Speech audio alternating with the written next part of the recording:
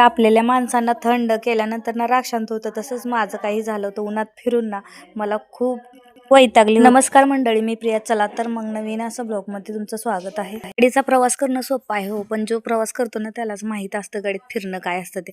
चला तर मग थोडं काम होतं म्हणून काम करून घेतलं.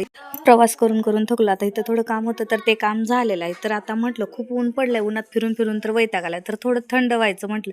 चला तर मग पुढे जुनेनीचं आम्ही आता थांबलो आणि जुनोनीमध्ये ना आम्हाला उसाचा रस दिसला. तर मी आणि कविता ते आता निघाले उसाचा रस पिण्यासाठी. चहा पिऊन आळस घालवण्यापेक्षा उसाचा थंडगार रस घेऊन आणि आपल्या आरोग्याची काळजी घेणे खरंच खूप चांगलं आहे. उसाचा रस तर प्यायला आले तर खूप गर्दी होती. आता म्हटलं थोडं बसून घ्यावं, तर इथे पहा त्याला ऑर्डर दिली. बाबा पहिलेच सांगितलं की आम्हाला थंड असा उसाचा रस आणून दे.